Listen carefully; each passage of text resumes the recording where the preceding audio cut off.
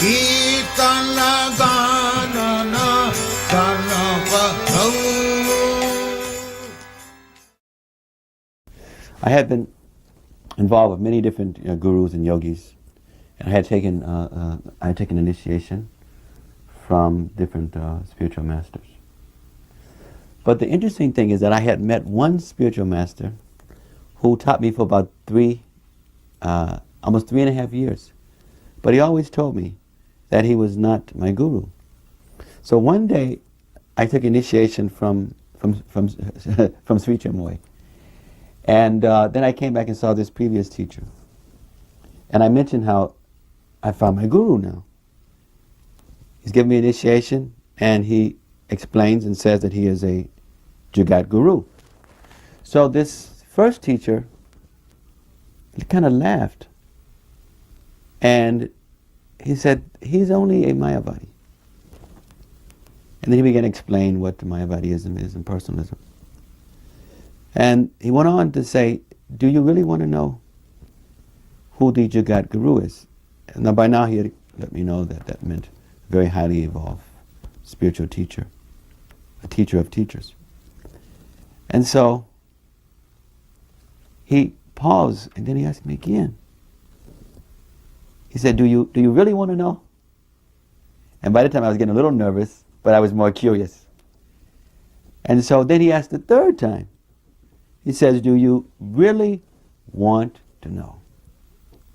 And I says, yes. And he said, Srila Prabhupada, the spiritual master of the Hare Krishna movement. Now, during these 3.5 years where he was previously teaching me, every now and then, and he was teaching me what's called Raja Yoga and Astanga Yoga, and a lot of kind of metaphysical things. But again, he would always say, I'm not your guru. But every now and then he would say something or explain something, but he would say, but Prabhupada says like this, or Prabhupada has done like this. And I thought Prabhupada was maybe his uncle or some friend of his. And so when he mentioned that name again, it rang a bell. And he says, when he told me that Srila Prabhupada, the spiritual master of the Hare Krishna movement, I was devastated. Because I had saw the devotees 2 different times.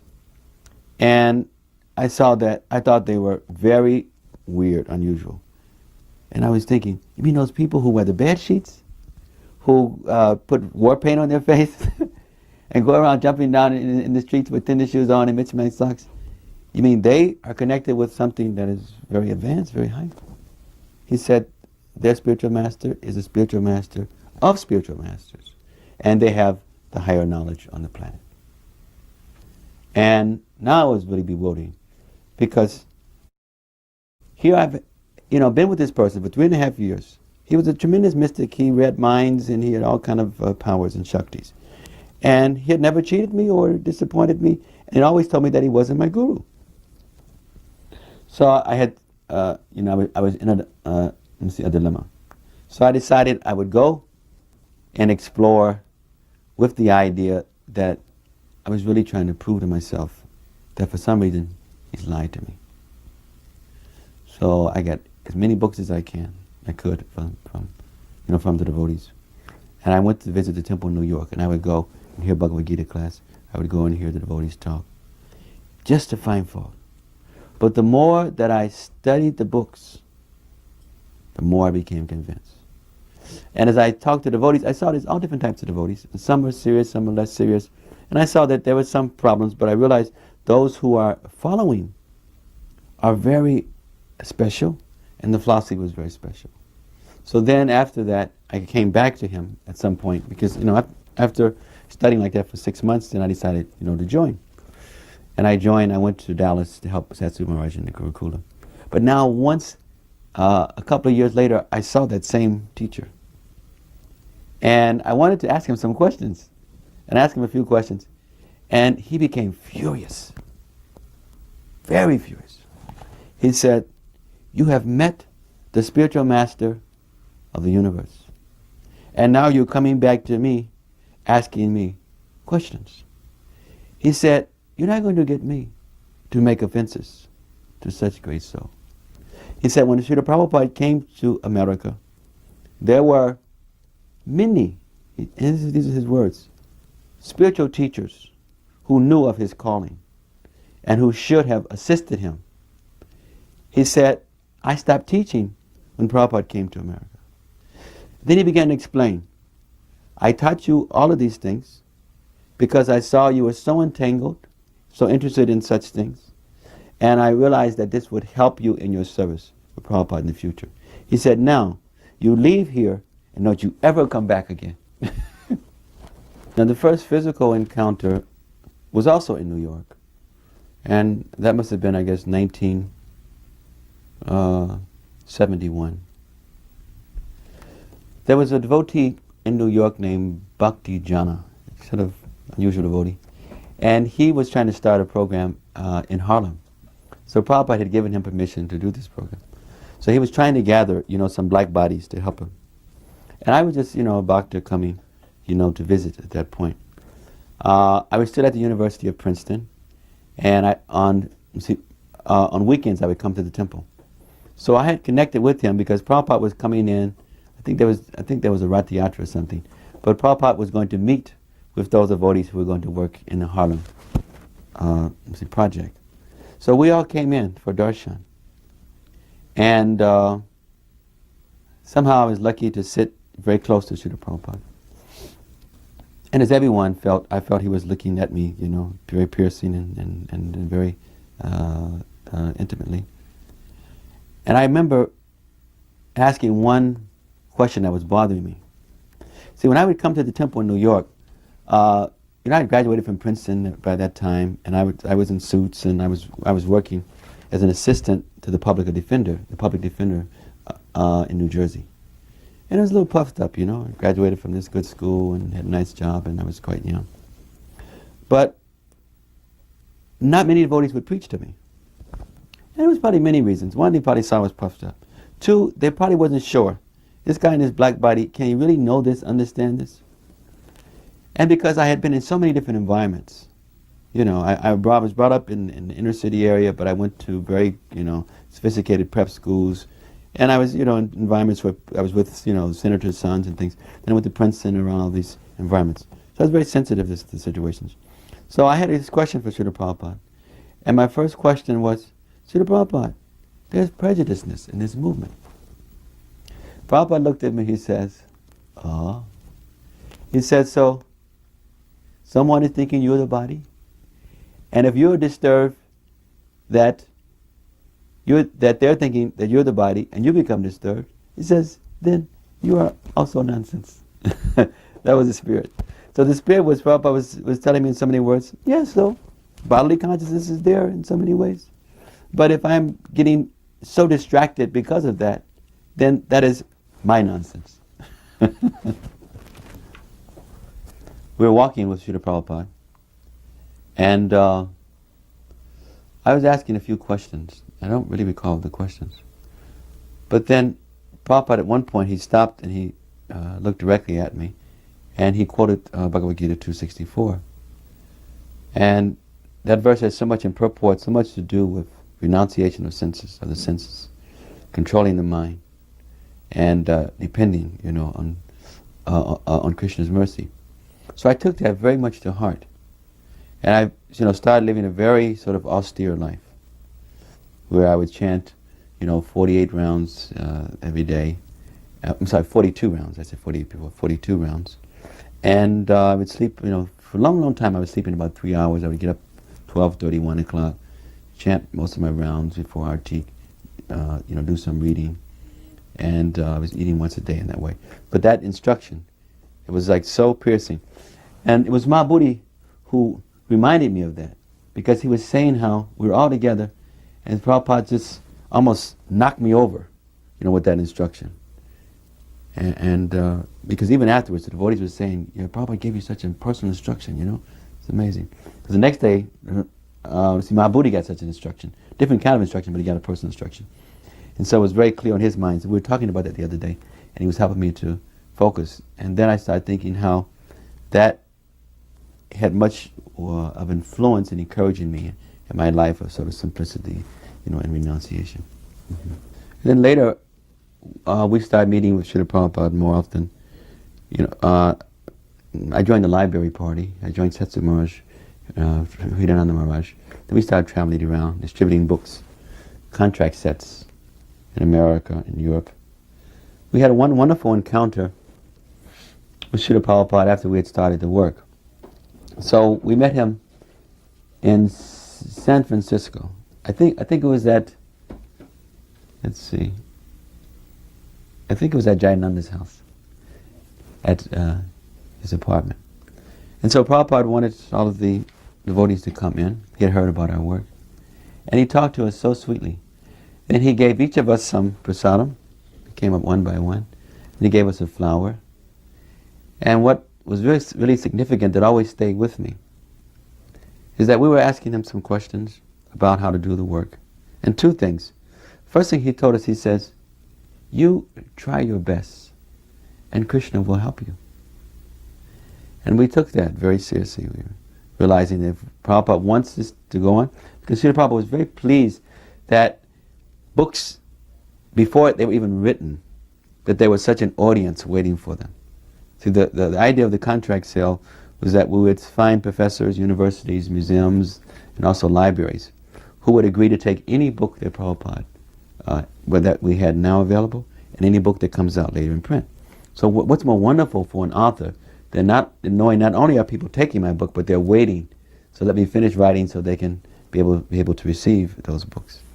So we came, the library, devotees working with the library party, we came in to see Srila Prabhupada, and he gave us this very simple technique. And the technique was that we should get the order from a very prestigious professor, university, or institution.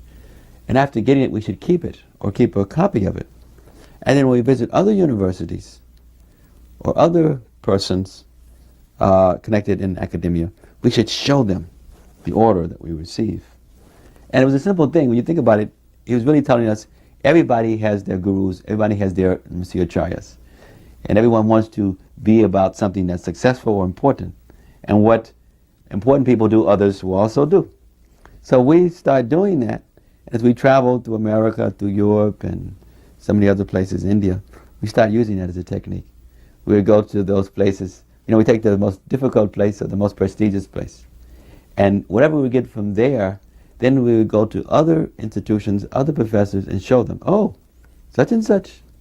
And I did this, for instance, one of the biggest sales we ever had in the history of the library party was at Brigham Young University.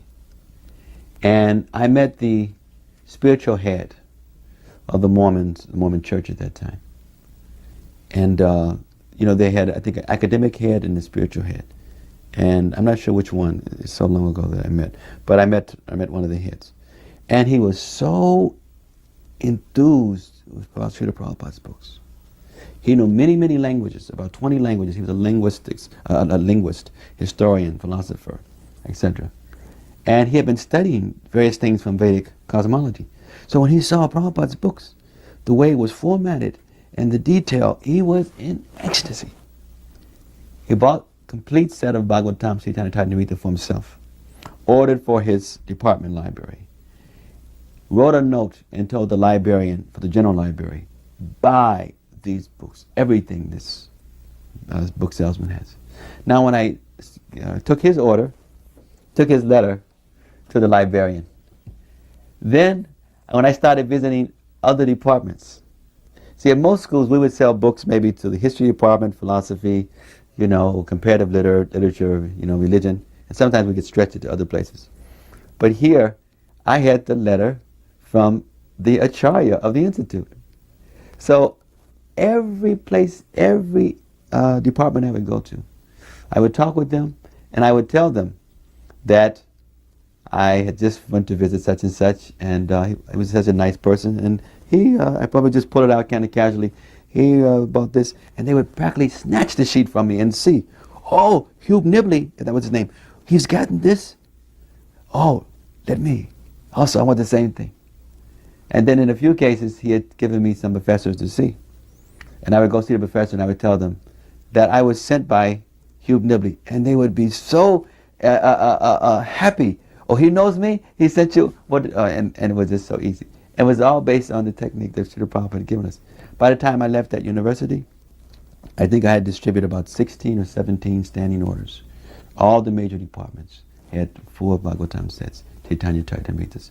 So almost 20 book sets just in that one school. Just from that little technique. We found sometimes the professors who were not, so senior, some of them sometimes had trouble with Srila Prabhupada. We found, in most cases, the top guys, even if they were totally against what Prabhupada had written. I'll give you an example. I had one professor to say, look, I don't like his interpretations, but I am completely amazed at his gall in taking up the Srimad Bhagavatam. See, because even amongst the scholars, the Bhagavad Purana is most complex, and it drives them batty, because they think it's the Krishna of the Gita, the Krishna of the Bhagavatam, the Krishna of Mathura. They think it's sometimes a different Krishna. They just can't see how the same personality can be involved in so much. And for Prabhupada to take on the Bhagavatam and to explain things in such a way.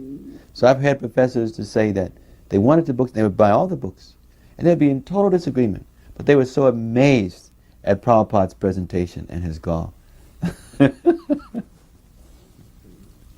And then we would have many of those who just knew that Prabhupada was giving the best presentation on Bhakti, and they wanted it.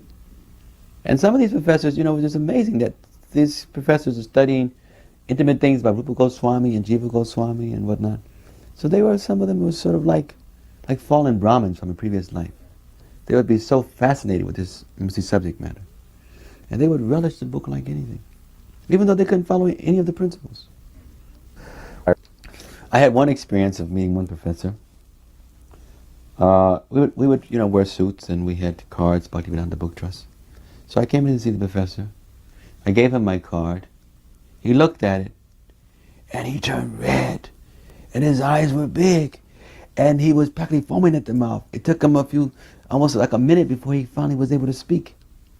I don't know whether to run out the room or whether the guy was having an epileptic fit or what. Go call find the doctor. Then finally he strained and he says, "You, get out of here. Get out of here." And just as I was getting out the door, I was ready to, I was going out. I don't know why he wanted me out, but I didn't want to be in his presence with that kind of energy. And then as I was walking out the door, he said, "I've read these books. If people accept this philosophy," he said, "I would have no job." So some of them were reading. He was a professor of Sanskrit. And he had read how Prabhupada had said that a teacher should teach by example. Teachers should have certain qualities. And he knew he's teaching the chain smoker, an alcoholic, a meat eater, flesh eater, that if this Vedic civilization was established and people accepted this as the rule of law for teaching, he would have no job. So we saw both sides. We saw how many people were so appreciative, and they felt that Prabhupada's books added to their scholarship and gave them so much information, about Bhakti. Even some professors would say this. I had one professor take the Nectar of Devotion. He says, "This is the best book out on Bhakti. This is the best handbook." And he ordered it for his class and everything.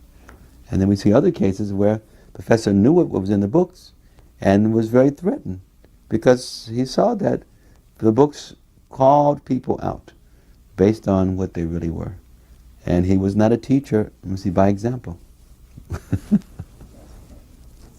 One concurrence I had with Srila Prabhupada was in Toronto.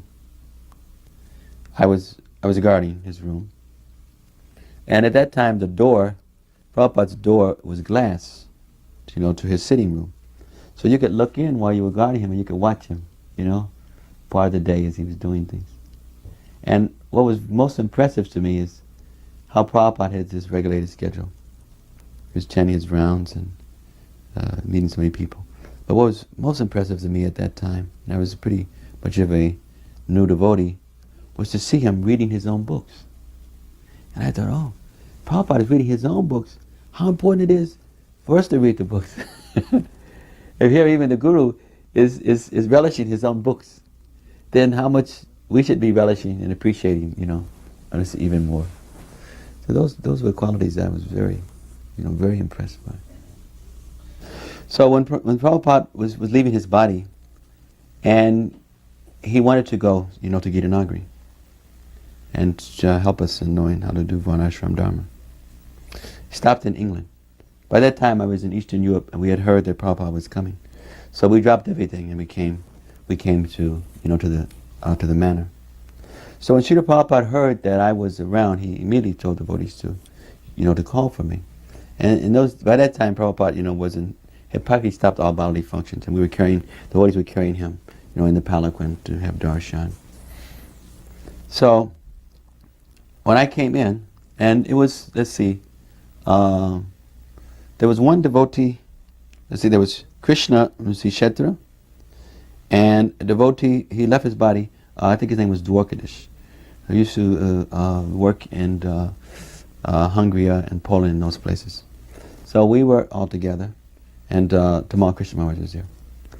So Tamal had already written me many wonderful letters telling me how that I should continue sending these letters to Prabhupada as he's sick, is giving him new life. That he was probably so happy to hear about the preaching, how his books were going into so many different places. And so I was send reports about every 2 weeks. And I would be sending detailed reports. Who got the books, what was said, what was done. And Tamal would tell us how Prabhupada would hear this after taking lunch. And that after being garlanded and put chandan on him, and he would sit back, and Tamal would tell me he would close his eyes and he would swoon, and etc. So Tamal was eager for me to come in, for Prabhupada to see me. So an interesting thing happened. I came in, I sat before Prabhupada's desk, and Prabhupada his voice was so weak. So he would call me, he would motion over to come closer. So then I came a little closer. And then he motioned for me to come around the desk. And then when I came around, Prabhupada started rubbing my head. And then he started crying, and then he embraced me. And then he said something which I didn't quite understand. But then what he said later, he says, "Your life is successful." And then I said, "Prabhupada, we're only doing things because you are forcing us. Otherwise, how could we do anything?" And then his voice became very strong, even though he was so weak. His body was so weak. He says, "Yes, and that is the parampara. My guru has forced me, and I am forcing you. And that is how things are going on." And it was so amazing. And it was the most amazing experience I ever had with Srila Prabhupada. I mean, I couldn't appreciate it. And the next thing that happened shows you how I didn't appreciate it. Because it just came upon me, it was so fast. And Prabhupada was so weak, and at the same time, he was so strong and giving so much love. So the next day, now this was the very last time I saw Prabhupada. The next day, Tamal wanted me to experience what Prabhupada's mood was when he would read these reports. So he wanted me to physically come in and to read a report to Srila Prabhupada. Because he would write me these letters saying how Prabhupada says, your work, he would give comments after, Tamal would read to him, and then Prabhupada would give some comments, and then Tamal would send me the comments. And they're some of the most amazing letters I've seen. And not because they're my letters, but they're some of the most amazing letters. So Tamal wanted me to experience what he was experiencing from Prabhupada. It's like Satyananda once told me, Sadananda. He had told me how once he was in the room when Prabhupada got a letter when I was in the communist countries. And Prabhupada then started speaking afterwards. He said, Prabhupada said, so he do not know the language. They do not know his language. He does not know their language. But the books are going out. He is a black man in different race, and the books are going. He says, and the books are going, and he says, and Prabhupada went into like a trance. He says, the books are going, and he says, Prabhupada just went out right there. And so these are the kind of things that were going on. So Tamal wanted me to experience something of what they were experiencing when Prabhupada would read the letters. So now, the day before, Prabhupada has embraced me and told me my life was successful. and four to five of the devotees were in the room. So now I'm going around kind of puffed up, you know. Prabhupada has embraced me, you know.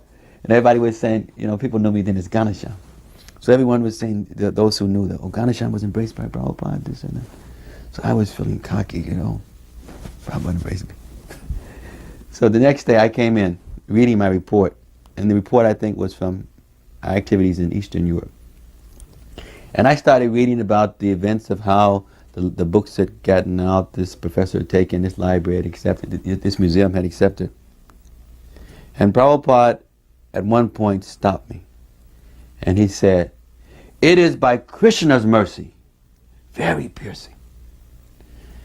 He was chastising me that I was accepting, one, that I deserved his darshan, that I was feeling proud of what I had received.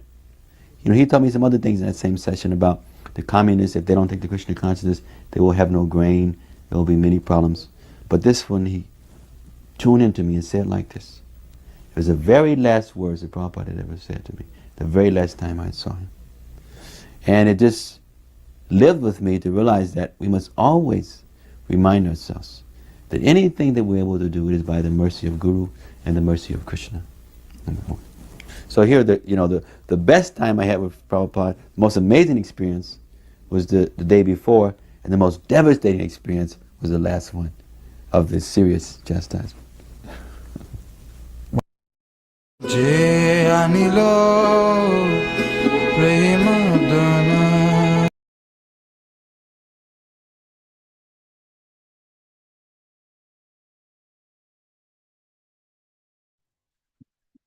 Hare Krishna. Thank you so much. Like very nice and very deep understanding what Maharaj shared. So just to summarize, like how His Holiness Bhakti Tirtha Swami Maharaj remembering the Srila Prabhupada. So how like his guru was practicing under whom for 3 years. So when he met some other guru and then he told, okay, I met this guru. Then the previous guru for 3 years. So he chastised, saying they are the Mayavadis and all these things. Do you really want to know uh, Jagat Guru, Guru of the Gurus? Do you really want to meet second time, third time? Then Maharaj said, yes. So then he directed him to the Srila Prabhupada, who is the Guru of the Gurus, having the highest knowledge on the planet. And then at that time he was studying in the Princeton University. Then how when he met the Srila Prabhupada later, sorry. So when the previous guru told, okay, your guru will be the Srila Prabhupada, then he started collecting the books and then studying and then going to the New York temple. And then he saw the Srila Prabhupada after 2.5 years, 2.5 years. That is 1971 in New York again. That is the first face-to-face meet with Srila Prabhupada. And then how he, like at the time he was graduated from the Princeton University and working as assistant to the some department, he told. And then that is the could be the reason like where other devotees were not teaching, were not telling him anything. So but later like Srila Prabhupada. So the first question was, I think I could not hear properly. Like anybody remember? In between I missed something. But answer was like if you are disturbed by the bodily consciousness, that's like we are not the bodies, we are spiritual, pure spirit souls. And then Srila Prabhupada quoting 2.64. Then he has about from Bhagavata. Then he was very serious, chanting 42 rounds, sleeping only for 3 hours, and completing the rounds before the Arati, and then later going for the book distribution. And then so later he started serving in the library party. So he main thing was like getting the contracts for the current books and also for the books that are going to come. So then there Prabhupada mentioned, you try your best, Krishna will help you.